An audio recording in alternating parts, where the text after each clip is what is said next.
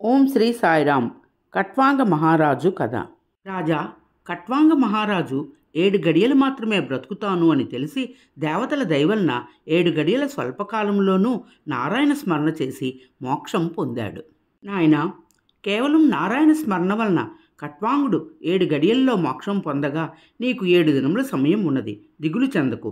అత్యంత పుణ్యాన్ని ఇచ్చేది, ఉత్తమ గతిని ప్రసాదించేది, ఎంత వినినా విసుగు పుట్టకుండా ఆనందాన్ని కలిగించే శ్రీమన్నారాయణుని లీలలతో నిండిన భాగవతాన్ని వినిపిస్తాను, విని తరించు అంటూ శ్రీశుకులు భాగవత ప్రవచనాన్ని ప్రారంభించారు.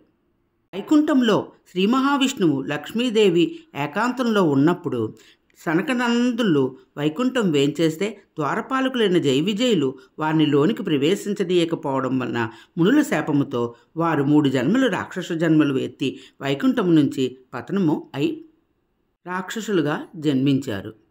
అలాగ పతనమైన జయ విజయులు తమ తొలి జన్మలో హిరణ్యాక్షుడు, హిరణ్యకశిపుడు అనే రాక్షసులుగా పుట్టారు. పెద్దవాడైన హిరణ్యాక్షుడు తపస్సు చేసి బ్రహ్మదేవుని మెప్పియాలు పొంది ఆ వరవలంతో అందరినీ వేధించసాగాడు. హిరణ్యాక్షుడు భూమిని తన బలంతో రసాతలానికి ఈడ్చగా ప్రళయమై ఏర్పడింది.